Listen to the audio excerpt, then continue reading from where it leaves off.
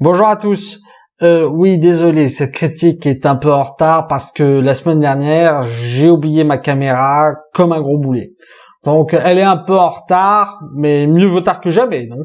En plus, vu le réalisateur de ce film, j'avais vraiment pas envie de m'infliger à la base.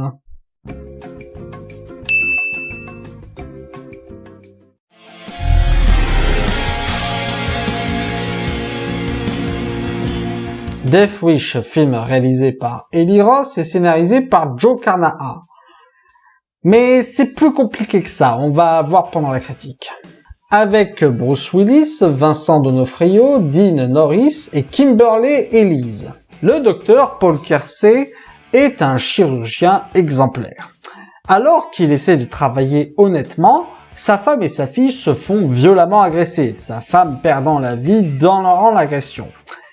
Il va donc sombrer et devenir une espèce de tueur de criminels. Ce film est donc un remake de Death Wish, sorti en 1974 avec Charles Bronson et que l'on connaît chez nous sous le titre de Un justicier dans la ville. L'ayant vu récemment, je peux vous dire que c'est un classique très sympathique avec un message très intéressant, mais avec des dialogues et des interactions entre les personnages très bizarres. Quand j'ai entendu parler de ce film, je me suis crispé à l'évocation d'un nom.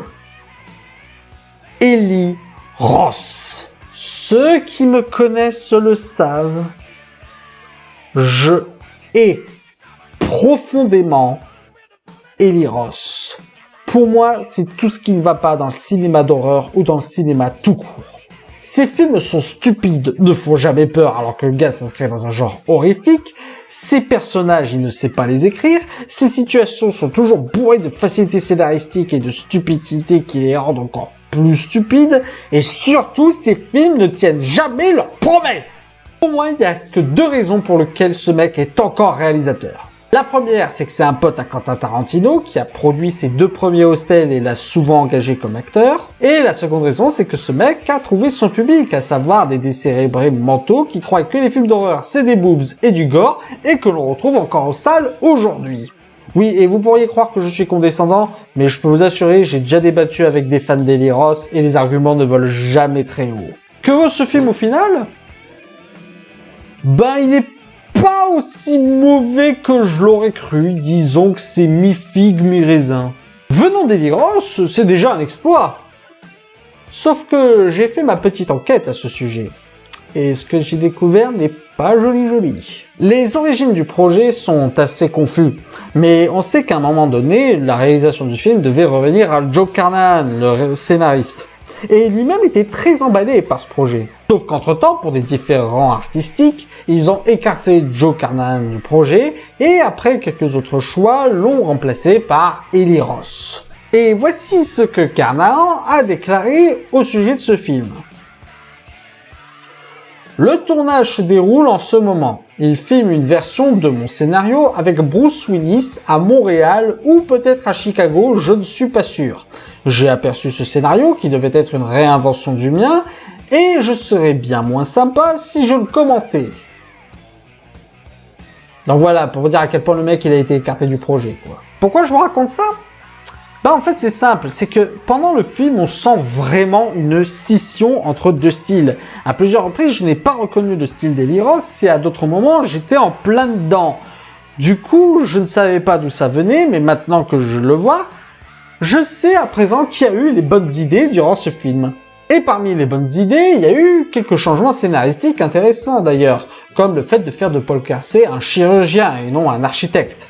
Parce que ça le rapproche au niveau de la criminalité, que ça lui donne accès à des outils et à des produits qu'il aurait pu avoir besoin, et que ça lui donne une bien meilleure image de citoyen modèle et de personne honnête. On a aussi une très bonne transposition avec l'actualité, notamment les réseaux sociaux et ce qui se passe sur Internet. Ces éléments sont ma foi plutôt bien utilisés. Et le film a des fulgurances assez intéressantes, comme un montage parallèle entre Paul Kersey qui apprend l'usage des armes à feu et qui pratique son métier de chirurgien, qui sont deux activités demandant certains réflexes et une bonne précision. Du coup, oui, le film a pas mal de points intéressants et je suis sûr que ça aurait été un très bon film si on avait laissé la réalisation à Joe Carnahan. Malheureusement, on a confié la réalisation à Eli Roth. dont on reconnaît la patte, à savoir par exemple le gore exagéré, mais aussi hypocrite. Pourquoi hypocrite? Je vous explique.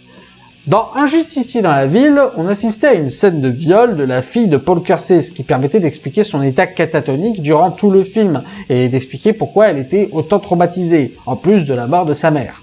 Et je dois vous avouer que c'est la seule scène où je me disais que le style d'Eli Roth allait pouvoir être intéressant, où je me disais, ça va pouvoir s'appliquer, il aime torturer salement ses personnages, et mettant en place le fait que ça doit être une agression assez violente, ça peut être très intéressant. Bah devinez quoi? C'est la seule scène qui se passe en hors-champ et qui se règle par 2 putains de balles. Non mais c'est ma faute aussi, j'ai fait confiance à Eli Roth. Tiens, d'ailleurs, cette scène fait aussi partie de celles qui font ressentir la session. Parce que, avant cette scène, on nous apprend que la fille de Paul Kersey pratique les arts martiaux. Alors que, dans cette scène, elle est juste une demoiselle en détresse. Dans ce film, il y a des situations scénaristiques et des stupidités qui te sortent direct. Pour ceux qui l'ont vu, boule de bowling. Mais surtout, le gros point noir du film, il est superficiel. Malgré ses défauts, le premier film avait un message très intéressant. Dans un monde où tu fais tout pour être honnête et que même en faisant cela, tu te fais quand même agresser et qu'on n'aura jamais justice de toi, ne vaut-il mieux pas à un moment donné faire justice soi-même? Ça passait par plusieurs choses comme la frustration de ne pas retrouver les criminels ou l'incompétence de la police à les arrêter alors qu'elle s'acharne à arrêter le justicier qui fait baisser le taux de criminalité. Mais ici, ça ne marche pas parce que au départ, il commence comme un justicier dans la ville, mais au final devient par une facilité scénaristique un film de vengeance totalement lambda. Comme je suis sûr que ce n'était pas la volonté du Joe Carnahan et qu'Eli Roth ne sait décidément rien faire de bien par lui-même, eh ben ça nous donne des dialogues assez stupides. Genre, ouais, le taux de criminalité a fortement baissé. Dans le premier film, ça avait du sens parce que Paul Kersey traquait tous les criminels sans distinction. Dans ce film-là, ça n'en a pas parce que c'est juste devenu un film de vengeance basique. Et il me faut plus qu'un clin d'œil foireux pour me faire penser le contraire. Donc ouais, ce film est au final très moyen. Dommage, le projet semblait prometteur pourtant. Voilà, c'était la critique de Death Wish, j'espère qu'elle vous aura plu. N'hésitez pas à mettre un pouce vert si c'est le cas et à partager sur les réseaux sociaux. D'ici là, allez au cinéma, ciao!